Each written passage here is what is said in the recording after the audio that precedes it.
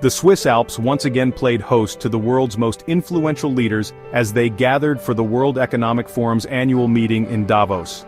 The year was 2025 and the theme was Collaboration for the Intelligent Age, a fitting focus as the world grappled with the rapid advancements in artificial intelligence and its impact on every facet of life. From the global economy to climate change, the need for international cooperation had never been greater.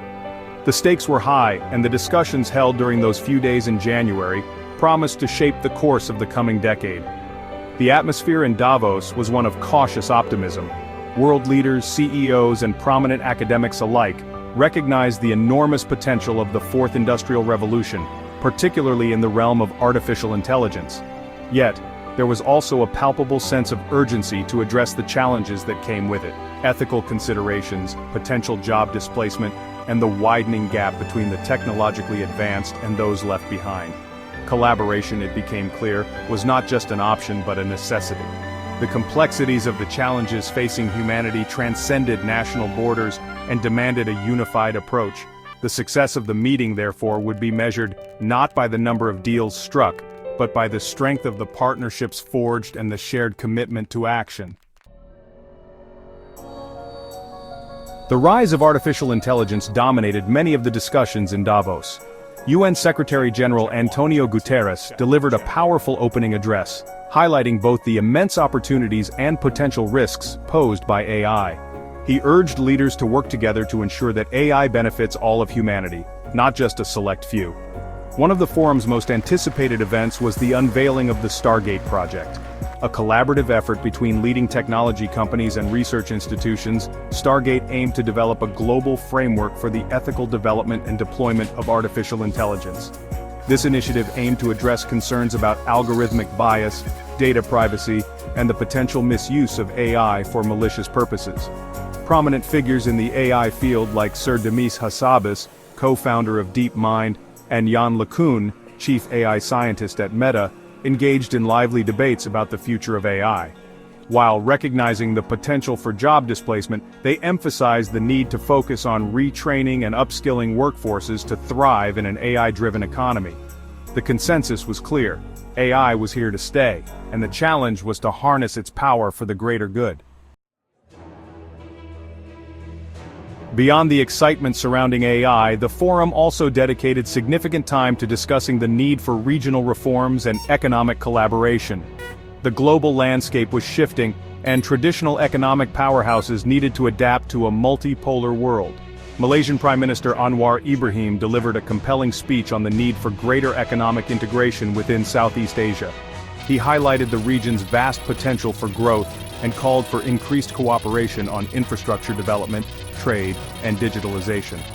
Spanish Prime Minister Pedro Sanchez echoed these sentiments, emphasizing the importance of strengthening ties between Europe and Africa. He proposed a new era of partnership based on mutual respect, sustainable development, and shared prosperity. The message was clear: in an increasingly interconnected world, regional collaboration was not just desirable, but essential for achieving global economic stability and inclusivity.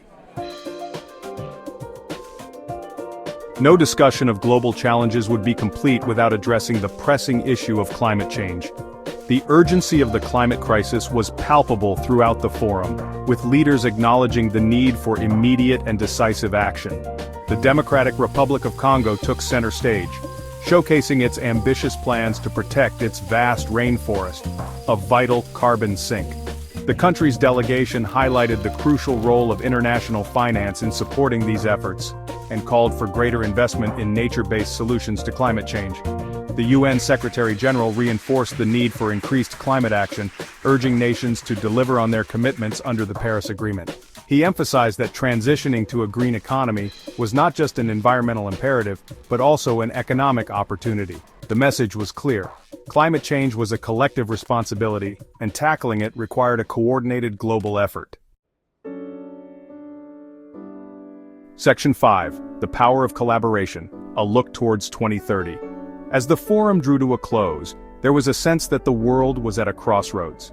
The decisions made and the partnerships forged in Davos would have far-reaching consequences, shaping the trajectory of the next decade and beyond. The theme of collaboration for the intelligent age resonated deeply with participants.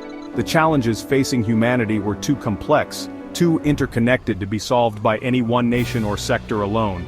It was clear that success hinged on the ability of governments, businesses, and civil society to come together and find common ground. The World Economic Forum served as a vital platform for fostering dialogue, building bridges, and sparking innovative solutions. However, the real work began after the delegates returned home. The world would be watching, eager to see whether the promises made in Davos would translate into concrete action. Section 6. The future of AI, a double-edged sword. Despite the optimism surrounding the potential of AI, a sense of caution lingered in the air. While AI held the promise of revolutionizing healthcare, education, and countless other sectors, it also presented unprecedented ethical and societal challenges. The Stargate project, with its focus on ethical AI development, represented a significant step in the right direction. However, many acknowledged that this was just the beginning of a much larger conversation. As AI systems became increasingly sophisticated, it was crucial to establish robust ethical guidelines and regulatory frameworks to prevent unintended consequences. The potential for job displacement caused by AI automation remained a significant concern. While some argued that new jobs would emerge to replace those lost, others worried about the potential for mass unemployment and social unrest. The challenge was to ensure that the benefits of AI were shared equitably and that no one was left behind in the transition to an AI-driven economy. Section 7. Bridging the Gap: Regional Collaboration for Global Stability. The discussions on regional collaboration highlighted the interconnectedness of the global economy. In a world grappling with geopolitical tensions and economic uncertainties, strengthening regional ties was more important than ever. The calls for greater integration within Southeast Asia and between Europe and Africa reflected a growing recognition that regional partnerships were key to achieving sustainable and inclusive growth. By sharing resources, expertise, and market access, countries within these regions could unlock their collective potential and enhance their global competitiveness.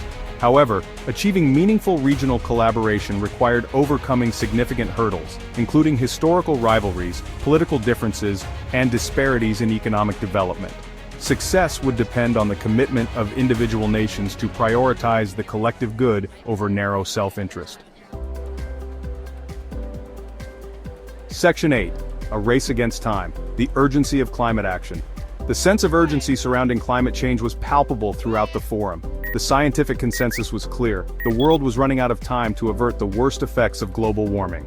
The consequences of inaction were dire, ranging from more frequent and severe natural disasters to mass displacement and food insecurity. The commitment of the Democratic Republic of Congo to protect its rainforest offered a glimmer of hope. By preserving these vital carbon sinks, the country was not only safeguarding its own biodiversity, but also making a significant contribution to global climate action. However, it was clear that the DRC could not do it alone. International financial and technical support was essential to ensure the success of these efforts. The UN Secretary-General's call for increased climate action resonated deeply with participants. The time for talk was over. The world needed to move swiftly and decisively to transition to a low-carbon economy. Failure to do so would have catastrophic consequences for generations to come. Section 9. A call to action: shaping our collective future. As the sun set on Davos 2025, a sense of cautious optimism filled the air. The challenges facing humanity were daunting, but the spirit of collaboration and the shared commitment to finding solutions offered a beacon of hope. The World Economic Forum had served its purpose, providing a platform for dialogue, innovation, and the forging of new partnerships. Now it was up to each individual, each organization, each nation to carry the torch forward. The future was not preordained. It was ours to create. By embracing the spirit of collaboration, by harnessing the power of technology for good, by acting with urgency and determination, we could build a more sustainable, equitable, and prosperous future for all. The question is, will we rise to the challenge? The answer lies in the choices we make today.